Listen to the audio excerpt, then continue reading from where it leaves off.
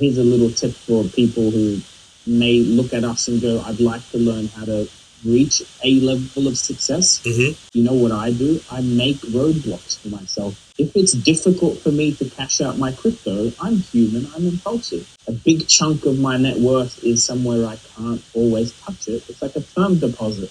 You put your money in a term deposit because it also eliminates the risk of you buying a Ferrari. Do you know what I mean? Like, it's not there. It's not liquid. It's not liquid. So you guys know it's good to also protect yourself sometimes by making something less liquid.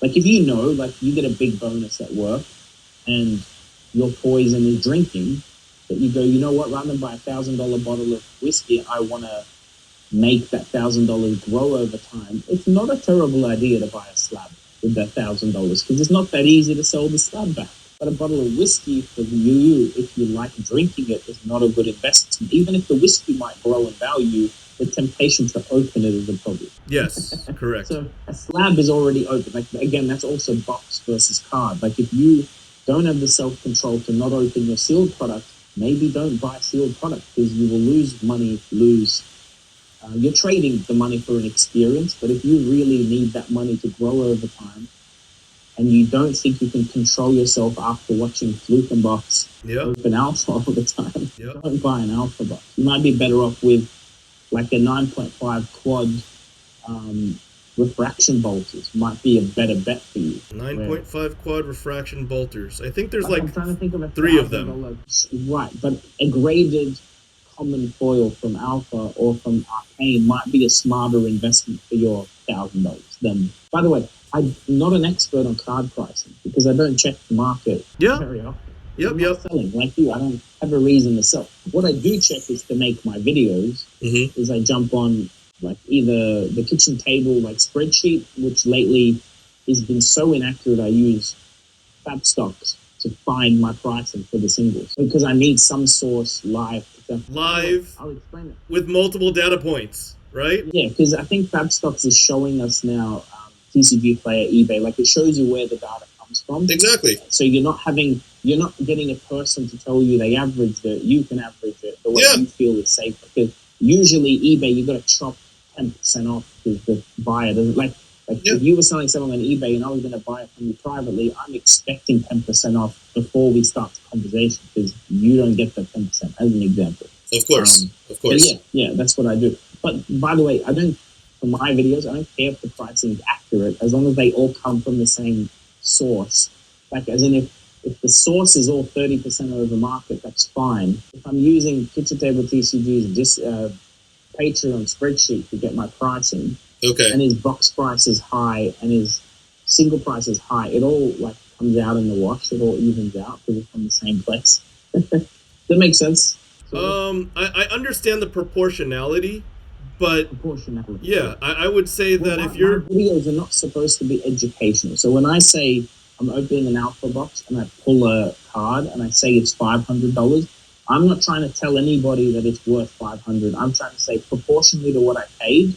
I think this game because if I was valuing the box, I would count all the alpha comments, right? Because that's the true value is everything. I never count everything. I just count the hits. I think the way you're doing it is actually the right way, Fluke, because I think you get the cards over $10 in a multi-$1,000 type of box, because even if something's $2.50, like Fluke is not going to try to get $2.50 back for a token or a common or an unplayable rare, right? You need something, call it 10 or 20 bucks, and then that way that lets the viewer understand how good the box was relative to what the box cost. But again, I use the same metric on every video. If you look at video 1 and video 50, you can see how they compare if they're the same product. You go, an alpha box you opened 2 months ago with double the value of this one. That's accurate. They use the same maths, so people know,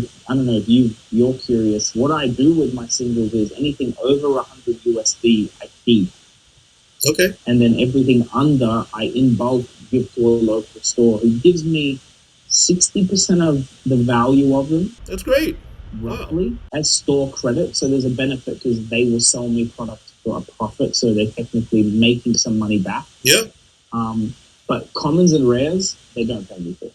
Okay. So they end up with bulk that help new players and stuff. Like, I'm more or less donating it, but they're also helping by taking. That's great. They're building the community, right? If you did this in Magic back in the day, you took everybody's bulk commons and uncommons and kept them, you'd have a very, very sizable collection right now, because those 1 cent cards would be dollar cards now. That's insane. That's 100x. That's what they're doing. Well, Fluke, I just want to let you know that there are 5 cent cards, which were commons in Alpha, that are $1,000 now ungraded. Okay, but again, I'm speaking hypothetical. Oh, sorry. Yeah. No, but you're exactly right. What they're doing is smart. When I open an Alpha box, the commons are not worth selling, but we all know that those pink strip commons are very likely to be worth way more money as the game grows. Like, if the game goes from 10,000 to 100,000 to 1 million players, if the game goes from being sold in 2,000 stores to 5,000 stores to having a Netflix show, if the prize pool goes from 1 million to 2 million, you get what I mean. Those pink strip commons from 2019 in 2029 is going to be new players that go, I want all the pink strip red cards for my deck. And they will pay $100. They'll definitely pay $10 a card. $10 a card is not crazy for a card, except those cards were 3 or 10-cent cards. I think like Alpha commons are like 10 cents or something. Like, people don't pay a fortune for them. Fluke, you might be surprised. I had the same conversation with a pretty avid collector colleague, and you will see that data points on some Alpha, not just commons, just like the equipment is getting up there. A refraction bolters, because you mentioned it as a just a common, in Alpha, I think is up to $8 to $10 range right now. Yeah, but do you know why? And this is a very good little segue. I'm reprogramming my brain, because in July, I was a collector that didn't play. And I've learned a lot now since I've been playing. Refraction bolters are playable in Dorinthia decks. Absolutely. They're sick. I played refraction bolters. Yeah. And then the next one I was going to say is Snapdragon Scalers is about... replayable. Funnily enough, with Snapdragons, there are Majestic, Crucible, Ninja Boots, and no one plays them. Because there's more conditions to getting that extra action, I think. Combo card. So I think like playing Katsu, it works well, but still the condition is a combo card. So people prefer to play the common token cheap card is better, which I love about FaB. And I'll put it this way, you may disagree, and I like disagreeing with people. I'm a contrary person. I got a big disagreement. I have a bone to pick with you before we end this conversation, but go ahead. Listen, you're supposed to have conflict to both get sharper. It's not about breaking. You've got to have conflict, because you need to be in check. Everyone needs to be in check, especially friends. Let me tell you something before I say anything else. If I don't disagree with you, I don't like you. I'm not even paying attention. Yes, you're not even using your brain power and being transparent with me. You can talk to me. I will hear it. I will let it through, and I will disregard most of it. Yeah, I will look at you in my mind. I'm genuinely going, you are not worth my time. You're just not worth it. That's why I'm not disagreeing. Totally understand. Because I feel like you can teach me something. We can have a back and forth. This is also why I like FaB. Yeah. FaB is not a game where I just watch you play like some Magic decks, from what I understand, and I watch you play and I can't do anything. FaB is reactive. Relationships are reactive. I don't believe you can collect FaB unless you know how to play FaB properly. Because you will be surprised. I did not know that I really shouldn't have given away all my fucking sink belows. I've given away thousands of dollars of sink belows in bulk boxes to people. It's a common foil. I had no idea. Wait, the foils? You gave away alpha foils? No. Even unlimited. Oh, okay. Okay. What I'm trying to say is, I wasn't pricing every card. But this is a good point. An alpha sink below is like 90 Australian dollars. 65 US, roughly? Yeah.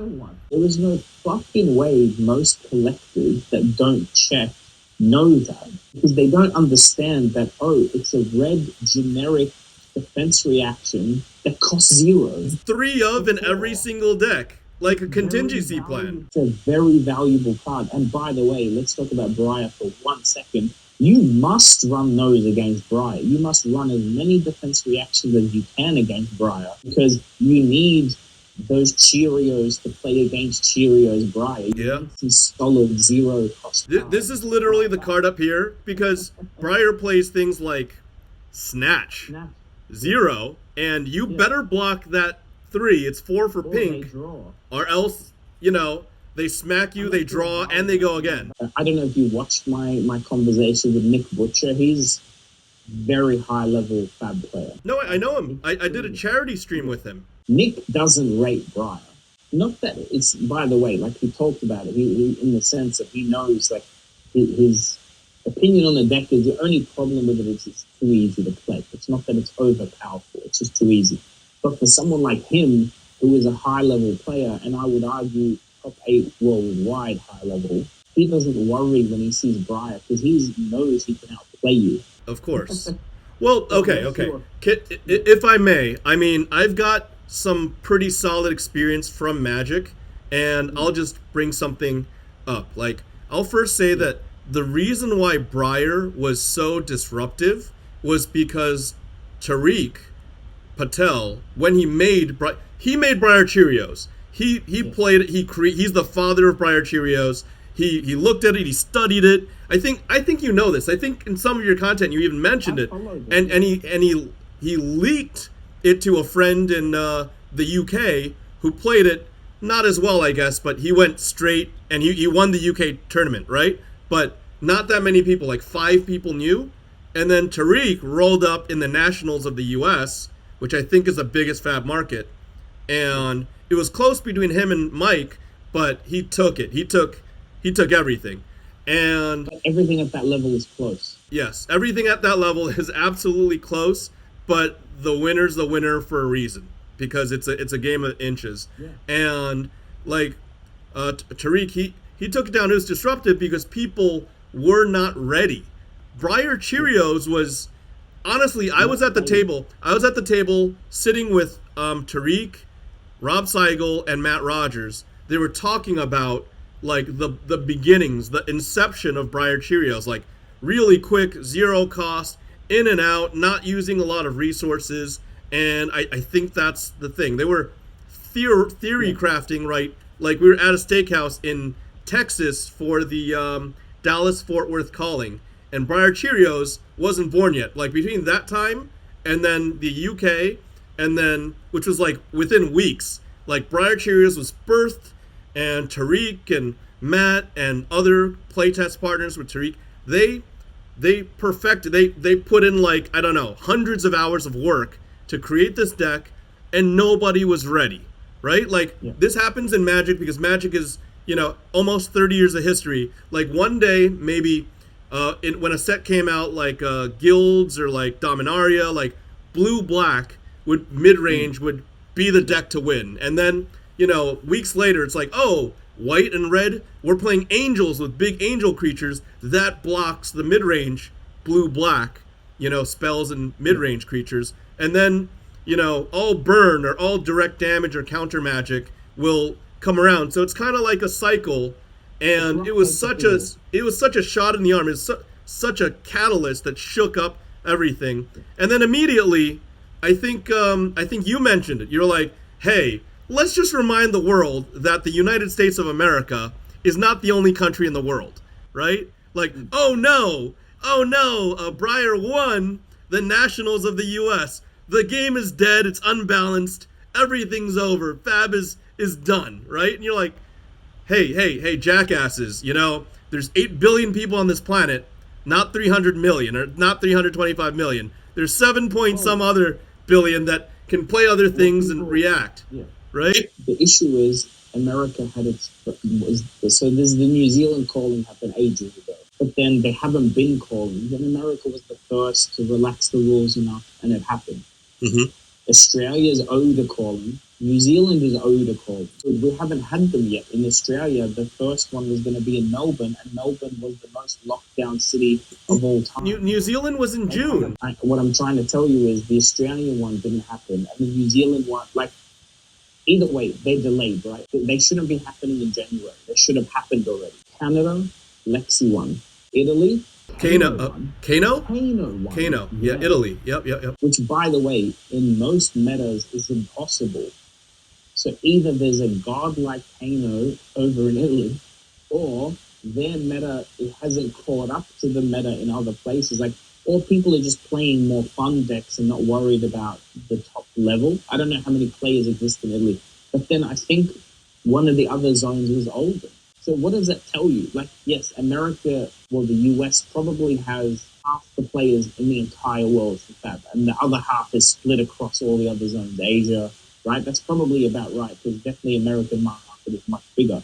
Still, probably 70% to 80%, honestly, just from what I hear. This is maybe a bit of rivalry you and I can have. The development team for Flesh and Blood play in New Zealand. I know. The time zone allows them to test with Australians, not with Americans. So Matt Rogers is in New Zealand most of the time. He travels a bit.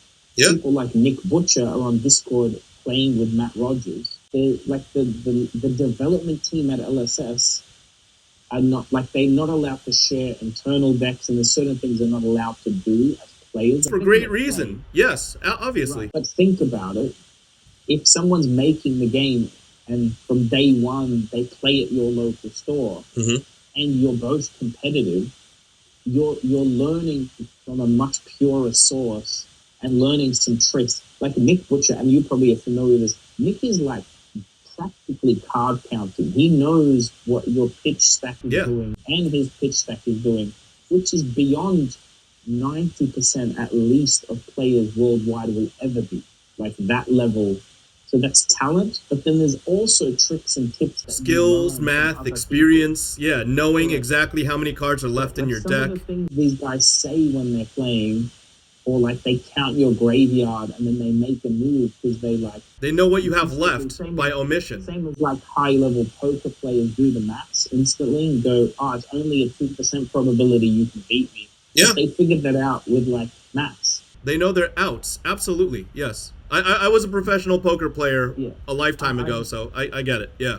The meta is not fixed, and the meta is not just Briar. There are decks that beat Briar all the time, but they struggle against other decks more. So if you play, like, an example would have been Prism and Chain back in the day. Prism won, but Prism really struggled against like Bravo and other decks. So if you got unlucky, you never made it to the top 8 to beat the top Chain player, right? You knew you could beat Chain because you're playing the counter to the meta. It's a little bit of a rock, scissor, paper, right? Like a rock, scissor, paper cycle, right?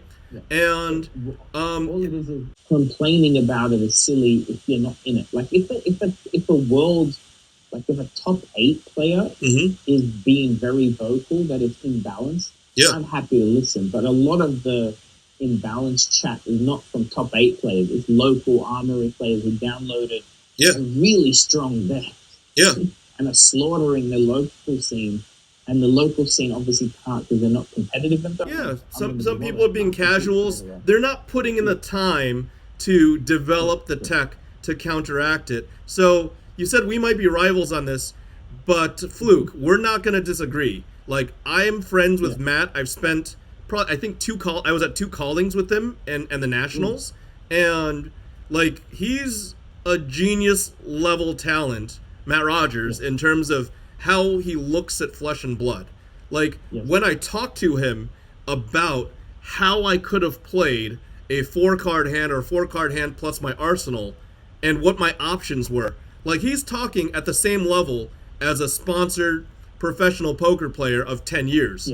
And he's like, there are this many permutations. You could have floated this. You could have had an easy turn. You could have did this. You saved this to block. Your goal was to put this in the arsenal so that the next turn you had a +1 card advantage, and this and this and this, and this would be tucked. I'm just saying, like, he's like, a prodigy when it comes to counting the cards, and him and Nick are very similar. But I've only done like a charity stream with Nick and seen him talk very intelligently about the game. And Matt are launching FaB School.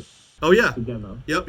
And they are like, so I believe Nick and Matt built the dash deck that went 13-0 at that calling when he won the Tunic. I believe that was a Nick and Matt collab. That was the first big one that had I mean, winning with dash is a statement anyway. Like, not everyone can pilot dash. That's not an easy deck as well. Not very easy. No, yes. That's no Cheerios Briar, let me tell you. It's complex but very rewarding. If you go watch the deck tech on Arsenal Pass, had answers for everything. But the fact that it has answers for everything is so complex you can barely follow it. But they knew exactly what to do against most decks, and then they knew which decks were bad, and they lucked out not to match up against the bad matchup. Like the 20% chance matchup.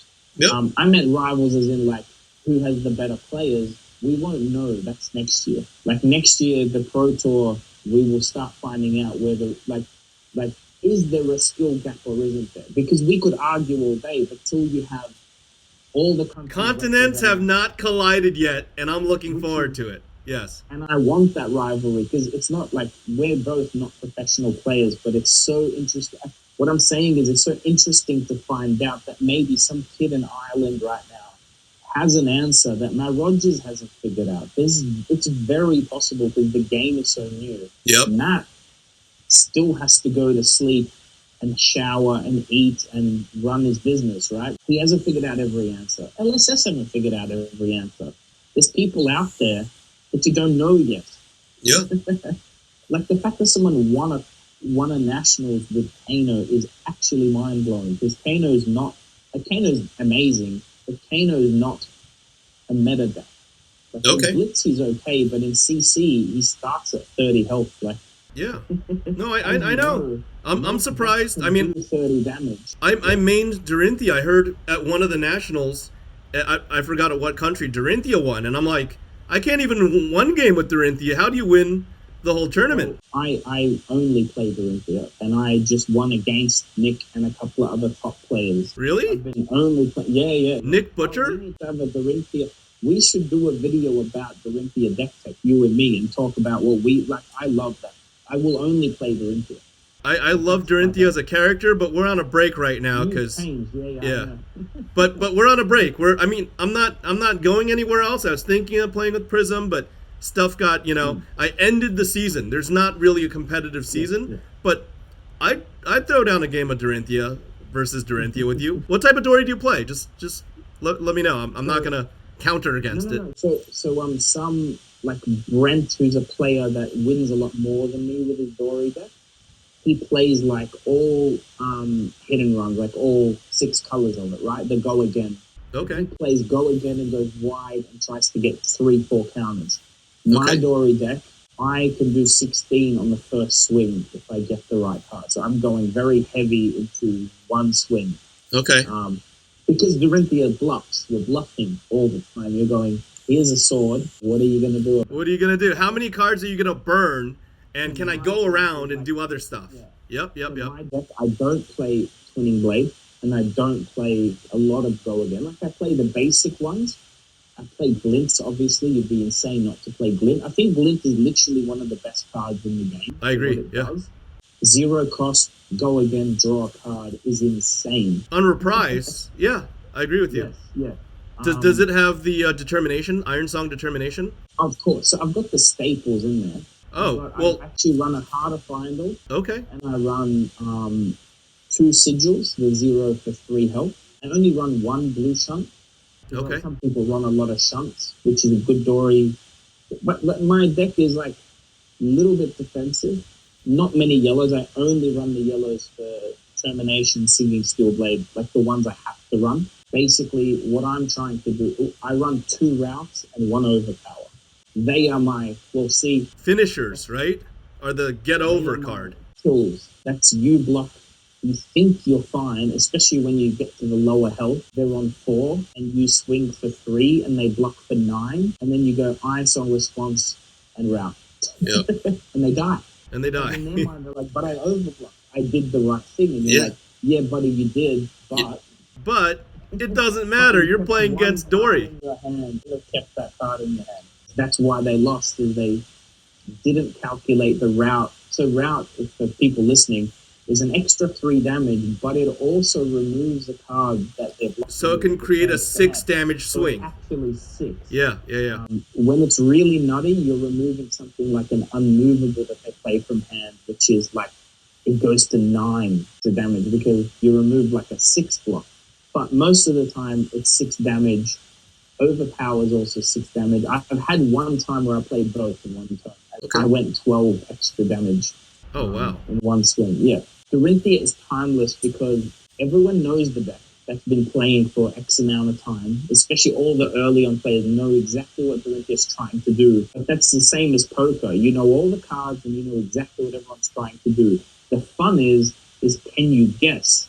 And the fun is when people pretend they're doing something, but they're doing something completely different, which with Dorinthia is you swing and they overbluff and you're like, Arsenal pass. Thanks for sacrificing 3 cards. Like that's my favorite moment with Dorinthia is baiting you into dumping your hand. Like, I'll get you next turn. That's the beauty of it. Yeah. You just wasted all your cards, right? I went 1 for 4 or something like that.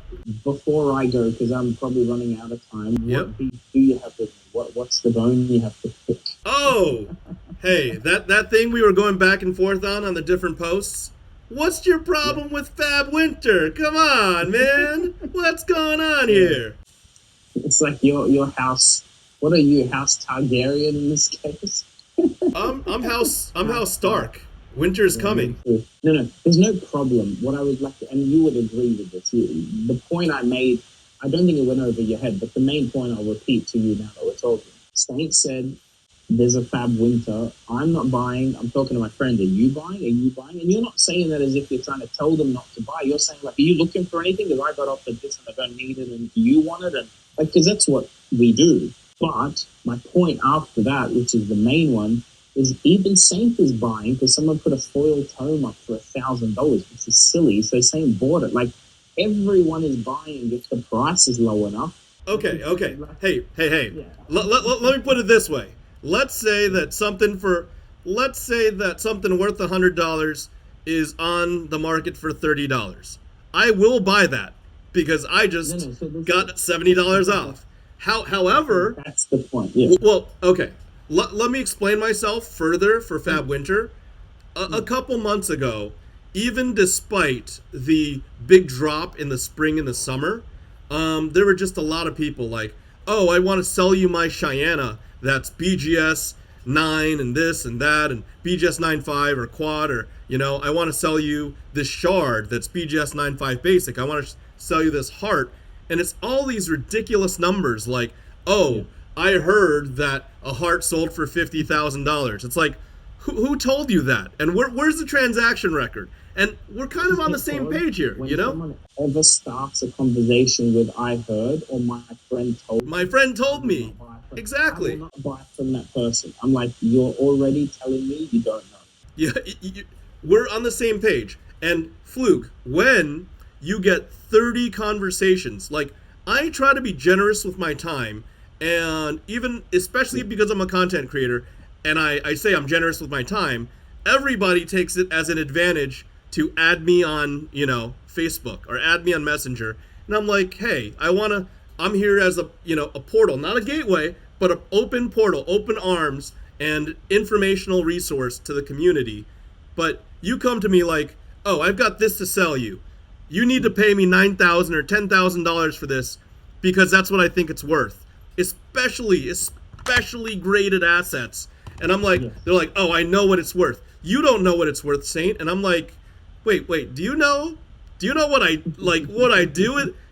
I'm the admin for a reason. Back in October of 2020, before I officially started FaBled Hunters, the graded group of Flesh and Blood was already started, and it was myself and James, and like, honestly, the first 2,000 cards of Flesh and Blood that were graded, I'll honestly say about 1,600 of those cards were handled by, I don't doubt it, by this guy. And the young kids, the whippersnappers these days, are gonna come to me and say, you don't know your pricing, Saint. I'm like, I can't even. Like, when I hear you don't know your pricing, and I'm the admin of the graded group, I'm invited by the largest LGS in the world, Channel Fireball, to be the specialist on graded products. I'm just like, you know what, guys, I'm done with you. And then I'm not going to tell everybody don't buy at all, but I'll like, hey, look at this screenshot, guys. this is what this guy's telling us. He's going to go to you, and you about this cold foil that he thinks is worth $20,000, and he's going to waste everybody's time. And after we have enough conversations like, hey guys, does anybody actually want anything on the market? You know what? If it's no, let's just shut it down. That's what I meant by FaB Winter. Like, don't even try. Don't come to us with entitled prices. You know, we're not, me and everybody else in this market are generally not interested. You got a $5,000 heart, I'm buying it, right?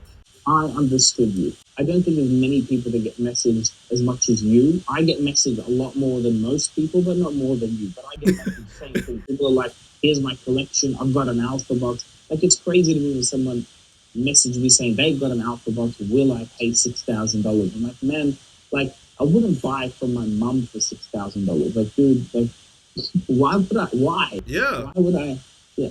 But what I was trying to say is exactly that. If I was trying to make a point, it's more that when people say they're not buying, they're not buying at these prices. They don't, and also, Saint's not buying because Saint, tell me one card you don't own right now in FaB. Exactly.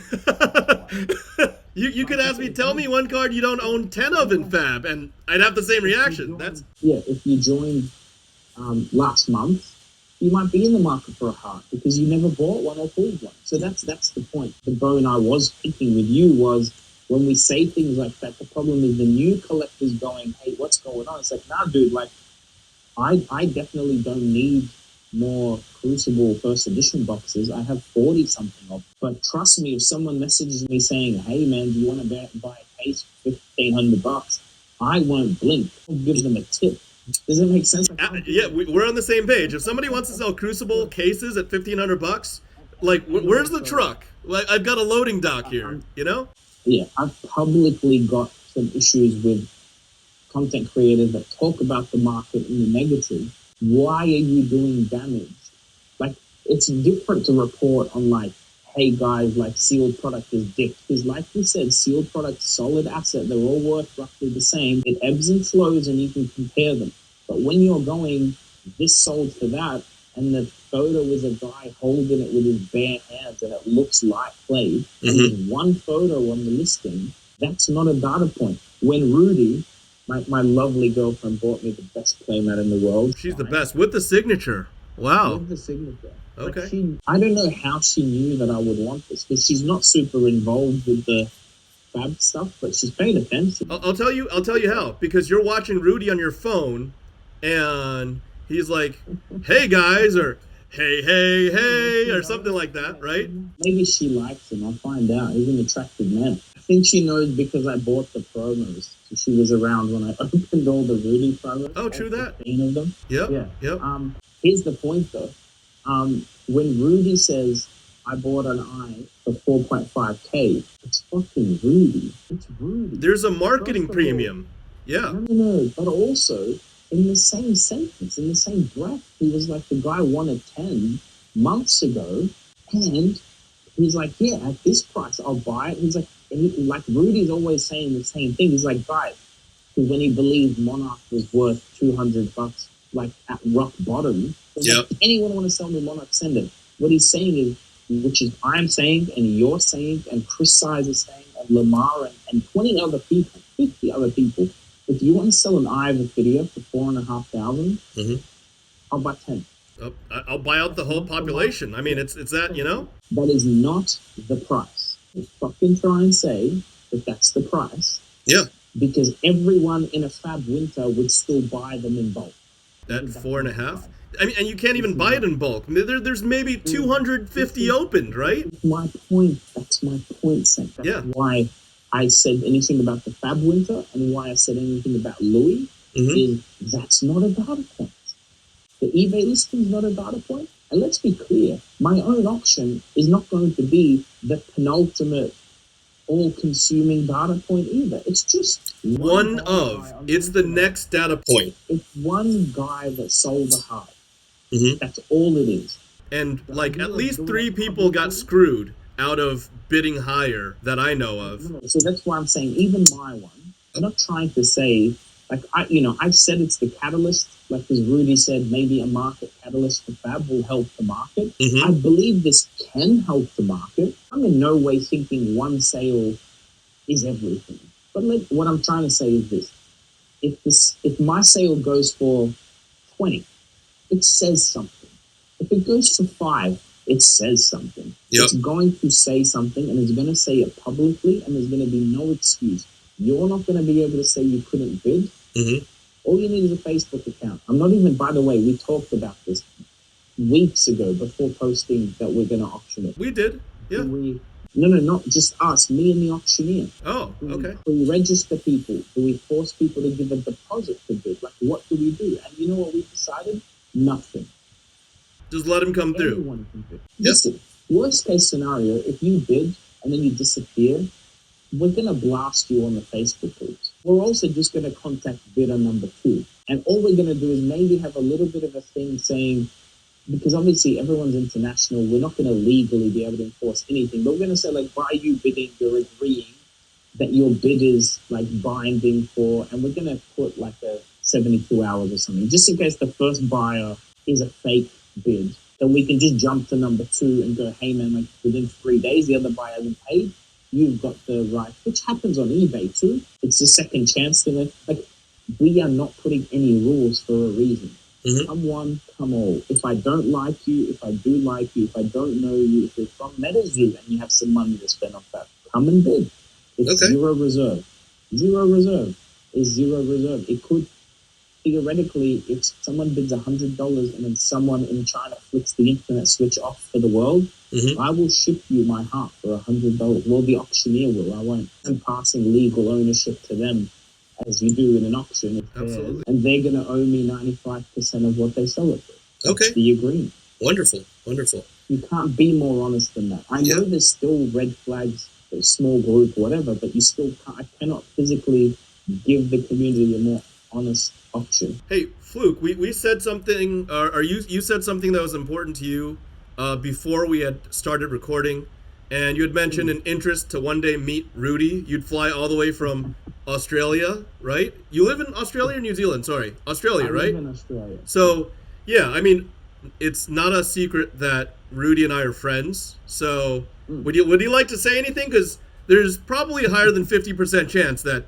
he's going to watch this. I don't know if it's this long, but he watches everything. So, yeah. I think, look, so I'm a patron of Rudy, so I've had I try and be respectful when it's someone who's busy. Like with James White, I don't email him every day. And Rudy, I feel the same. I've messaged Rudy. I messaged him about the heart auction. I said, hey, man, if you want to talk about it, I'll do it on your channel, but I know you never do that. Like, I'm still happy. He doesn't sponsor anybody. No. I wasn't looking for a sponsorship. Really, it's a game I'm playing. I want him aware of it. Because hopefully one day he talks. But no, if I had to say anything to Rudy, like, I'm a fan, which is weird because I'm really not a fan of many people. Like, I've run into celebrities and not asked for a photo. I'm not that type of person. I would 100% love to meet Rudy one day because he did, as I told you, I find it inspiring where I could listen to magic content. And I think that's Rudy, full stop. That's the Rudy brand. People that don't know or care about magic watch the channel for Rudy. For Rudy. Like he is the brand. His personality is larger than the game. Yes. And I don't know how much he knows that, but I'm one of those people that only started in FaB in July because of watching him open Crucible and talking about James White on his channel. Yeah. And I've now spent multiple hundreds of thousands of dollars and will probably spend millions in my lifetime on FaB. Yep. Purely from being a Rudy fanboy. Because of Rudy. I mean, that's a compliment. Like, it's not like a worship thing. I don't want anything from Rudy. Like, dude, keep doing what you're doing. And if he like, not everyone's a fan of Rudy. He's a polarizing person. Like, he makes locker room jokes. And he is himself on camera. So you either like him or not. He doesn't try to play a part. He's just him. He's just him. He's just who he is. That's right. I think why I'd want to meet him, for me, is that he's, especially before he retires and disappears or leaves the world, he's someone that has made people hundreds of millions of dollars, probably, if you tallied up his advice and what people have done with his advice. I'd even say billions, but yes. He single-handedly, in my opinion, took FaB from... FaB's an amazing game, but there's a lot of things that people don't know about that are amazing in depth. I believe he single-handedly put FaB on the map. Introduced the world. Yes. FaB and James White and LSS. Yes. Agree. Yeah. And when you play FaB and meet the community, it's kind of life-changing. And I owe that to Rudy, because if I didn't watch his videos, I wouldn't have gone into any card game, let alone spend $2,000 at the time on a Crucible First Edition box. I pulled a Shiana. Yep. First pack, same. Really? Like, it's Providence. First pack Shiana. So that's my experience with FaB. It was my birthday, man. It was my birthday. It was COVID. I couldn't go. We were going to go North Australia to Cairns, which is very hot. Mm-hmm. We had tickets booked, me and my girlfriend, hotels, and then the day of my birthday, July 3rd, a Saturday, the Premier of New South Wales, the state we're in, said no flights. Yep. So I took the money and I went and bought a Crucible box because I watched the Rudy video on my birthday about like, it's, you understand what we're talking, like you and I were talking about Unix at the same time and COVID we caught at the same time. Like when Rudy was talking about crew, at the moment he was talking about it was exactly when I needed to hear about it and go pick a box up to give myself something for my birthday. Yeah. And it's now a passion, and I've met friends that I believe I'll probably have for life, and I'll probably go to events and meet the owner, and I've got a promo box from a company I've never talked to before, just because they like my content. Yeah. And I've got they appreciate you. Prototype pack present from basically someone who's a mega star and doesn't need me to run his company, but he's like, hey man, like I noticed you, I saw you, like my team likes you, here's a gift. Keep up the good work. It itself might be worth a crazy amount of money in time because it's so rare, and like, you get what I mean. This is all crazy, and it's all because of a Rudy video, him just turning the camera on, talking about tacos, like. Yeah. Like, hey, I've got one Rudy story, which is kind of relatively, it's correlated. It's pertinent to your whole Rudy experience. I was already watching Rudy, and like back in, I don't know, 2017, 2018, I wasn't active in Magic, but I followed him, and I bought Dominaria and like M19, the core sets of Magic, like 6-7 sets of Magic. And then my friends introduced me to Flesh and Blood, like the folks who are the admins of the different groups, and Chris, they're like, Saint, you would love Flesh and Blood. Saint, you're gonna, it's got this real nice chase system. You love opening stuff. Flesh and Blood is it's a shit. You got to do it. You got to check it out. And I was like, nah. But then Rudy one day was like, whoa, this is some really cool stuff. I think Crucible's coming out, this and that. And I was like, whoa, that's really cool. And that's some really cool foils. I might, and I watched another video and I watched another video. And then it's because Rudy gave the stamp of approval, like this is a good game, that I even started buying, trying, and opening Flesh and Blood. And not only that, a lot of people say that the biggest and most influential data point within Flesh and Blood was the big investor buyout, the New York investor. I mean, we all know that's this guy.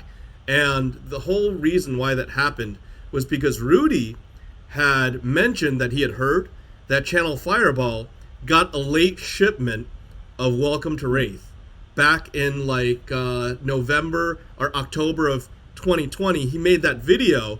He's like, oh, everybody else, all the other LGSs worldwide and distributors worldwide got their Welcome to Wraith and Arcane Rising, but there was a late pallet that got delayed due to COVID going to Nevada to Channel Fireball. And it was because of Rudy that I was like, I need to find the CEO of Channel Fireball, and I like this game, and I need to make a move. And then I made the move.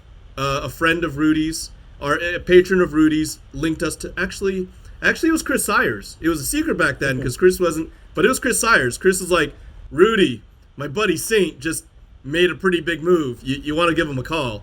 And then Rudy leaked it on his, he's like, hey, Saint, it'll be, no worries. I'll just share it with my community, my little circle of 5,000 very rabid collectors. and these $600 boxes became like, $3,000 welcome to Wraith boxes overnight.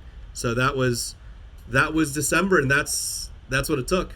It's crazy. But look, I'm not superstitious or religious at all. I'm very much like, you want something, do it. Yeah. You want something, ask. I want to interview James White one day, but it's not time.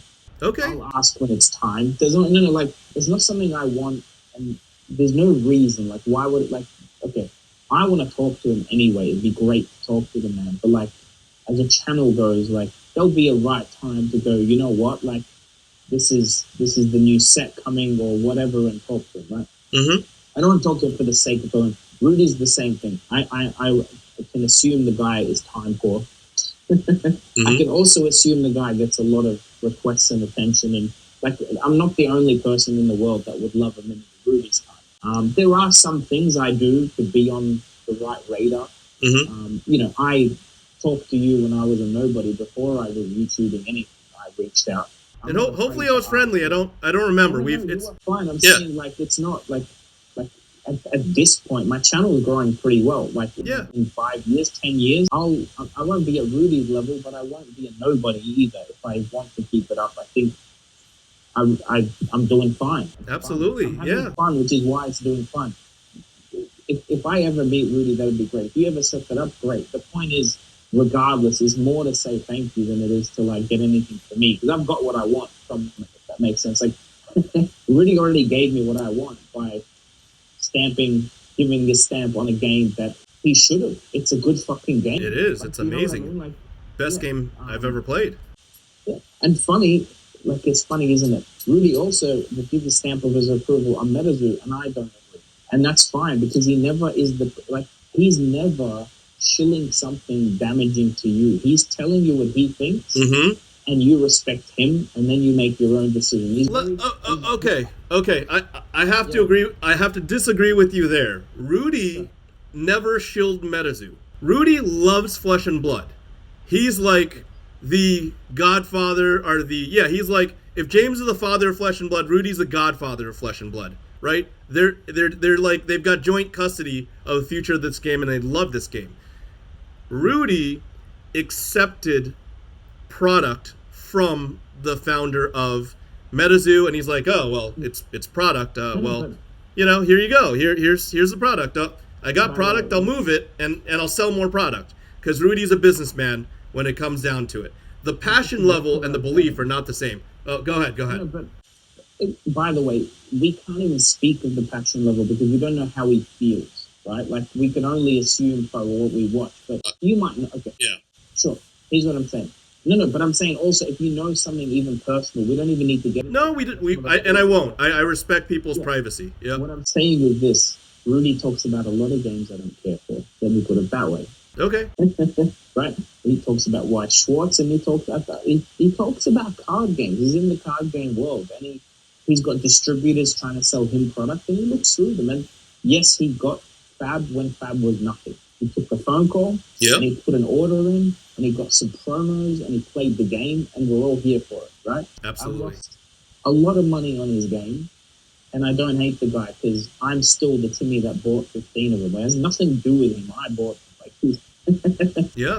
MetaZoo is the same. I'm not even talking bad about MetaZoo. I'm saying I don't watch. You personally don't like it. Yeah. No. It's not even that I don't like it. It doesn't tick the boxes for me. Okay. It's not even like I don't like the art or the gameplay. It's irrelevant. Like, how do I put it? Like, it's a love at first sight thing. You see a beautiful woman and you find her beautiful. Not everyone does. Like, I saw FaB, but I saw the art. And that was a beautiful woman that attracted you. It lured you in. It seduced you, right? It doesn't take much. Like, it's just, it's primal. Like, I saw the art. I saw his passion for the game. And it all clicked. And it's the same thing. It's like your friend talking about a beautiful woman, and then you see her, and you're like, I see it. Yeah. I don't see it with MetaZoo. And when people get like emotional about that, it's like, it's really weird. It's just taste. Like, if people love the art of MetaZoo, that's fucking great. Like, good. I'm happy you found something good. Enjoyable. Like, yeah. Let me put it this way, so I can talk about my feelings about that game. I never do on the channel. I have never proactively mentioned the name MetaZoo before you brought it up, because to me, I literally don't care. It doesn't exist. It's not even in my sphere. It's not even in my road. It's just like, I don't talk about White Schwartz. I don't talk about Force of Will. I don't care. So there's no positive or, like, I don't like it, but I also don't care. That's why I don't like it, right? Because the two are, are contained in that sense, right? If I don't even care and I don't acknowledge it and it doesn't exist in my world, then I obviously don't. I don't like it. I don't actively dislike it, but I don't like it, right? So, that's my viewpoint on that game, if you even want to call it that. We're in that world now of the ultimate trading card. That's the world we live in now. There was Magic, and when Magic and Pokemon and Digimon and Yu-Gi-Oh, some of them have real, like, long-term IPs and stuff where it's very obvious why Pokemon exists. Yep. You don't need to convince anyone to play the game because they just look at Pikachu and it's Pikachu and, oh yes, this is cute, and that's it. Yeah, no, but it's also like, that's the Sunday morning cartoons they watch with their dads. Of course. It's that simple. Like, you understand what I mean? It's irrelevant how you feel about the whole thing. Right now, and Fluke has great content about it with all the Kickstarters and new games coming out. That's why, like, Rudy's talking about them, and I feel educated by listening. What he doesn't do is he doesn't sway me. He doesn't actually manipulate the market or my wallet. I don't know anyone who watches him that thinks that is really watching him, because I'm watching Rudy talk about what he thinks, and it's very entertaining. And that's it. Like, that's where it stops. Like, I never go, oh, Rudy said Force of Will, so I'm going to go buy Force of Will. FaB seduced me all by itself, saying. Well, but he brought it to you, and he presented it, right? It's like I met Flesh and Blood at Rudy's house party. He wasn't trying to do anything. His love for the game and the art. And does it make sense? Like, of course. Rudy doesn't try and sell anything. Like, Rudy sells stuff on his Patreon, but the way I perceive that is even that Rudy sells stuff on his Patreon because people really want to buy it. Yes, you want something off the menu. If Rudy had a choice, he would just have an online store and not deal with everyone. But he's that, like, he is the godfather or the grandfather for some of this stuff. Like, people want that. And it's like, it's kind of cool. It's surreal because there's only one Rudy. There's no one around that has that effect. Nobody's the catalyst. If we've got to end the video on anything, Rudy is the catalyst.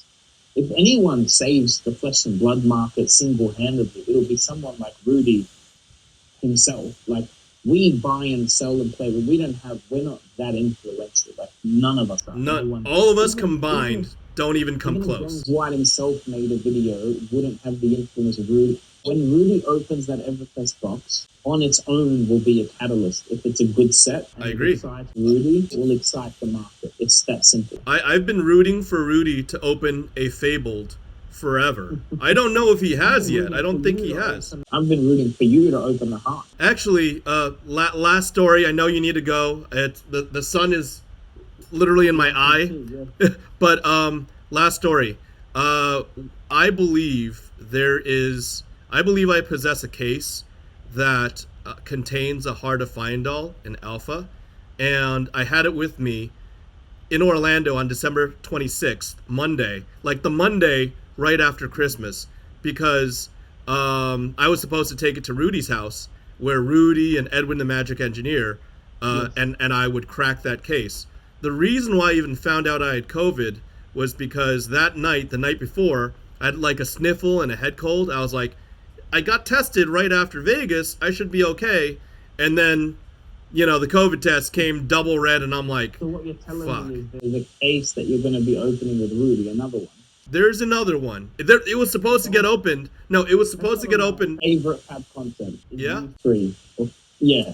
Or 4 with Dan. Open boosters. 4. Yeah. The camera, of course. I can't wait for you to run and jump in the pool. I'm rooting for that. I'm just waiting. I'm waiting to open my first live heart, and it got delayed. It had to be a 2022 thing, so we're looking forward to it. So hey, it's a little preview for everyone watching. It's very cool that there's another case that you guys are opening, because I think most people that watch FaB box openings are watching those videos for sure. For sure, yeah. And it's crossing over, so it's Oh, yeah. it's gonna happen. It got stalled by this Omega Supreme, but we're gonna go grab some tacos and hopefully get in the pool real soon, everybody. So yeah. Oh, maybe there's a chance I make it to the US then, huh? Hey, I will. I'll let you know. I'll be the cameraman.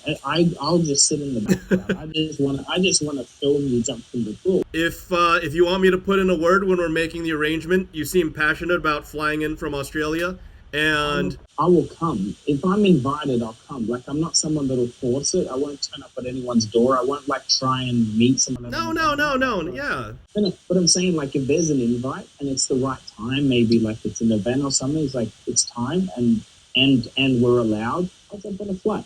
Yeah, Fluke, I will not forget when I get texted and it's like, hey, you're good now.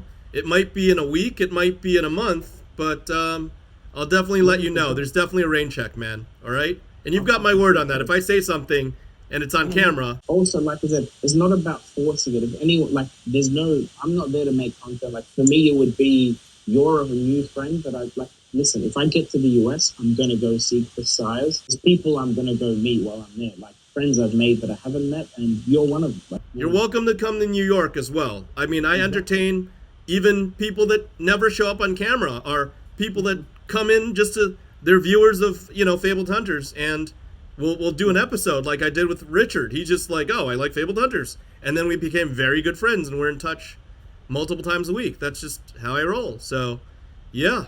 Right. Yeah. Been a great talk. Pleasure, as always. Yep. Thanks for your time, Fluke. Watch Fluke and Box, everybody. We'll put your link in the bottom. Well, not my link, more the auction page for people that heard the conversation and want to see it happen. Just go like the Facebook page.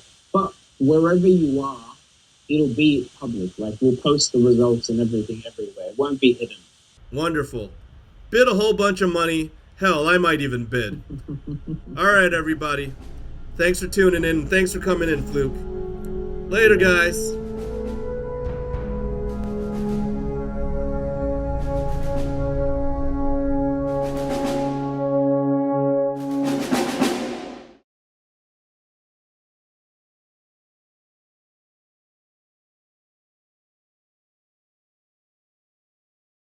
Hey, FaB fam. Here we are. It's your Fabled Hunter Saint with Chris. Yeah, we had a little drama on eBay. Take a look at the slab really quick. The gold Fyendal spring tunic. I had reached out to Chris, and he thought it was a little weird. He's very thankful that this is not some Nigerian print scam, but eBay got it wrong. Sometimes the machines get it wrong. So, you want to say a little bit about it, Chris? What happened? Sure, yeah. So, like, at the end of the bidding cycle, apparently Saint couldn't bid in. eBay sometimes just has some safeguards, and it kind of like screwed up his bidding. And so he reached out to me, and we had a conversation, and I feel like this will be going to a good home. So I really wanted to send it off and meet the guy. Awesome. Thank you for doing so. Hope you enjoyed it. Let's enjoy the rest of our meal. Lovely. See you guys.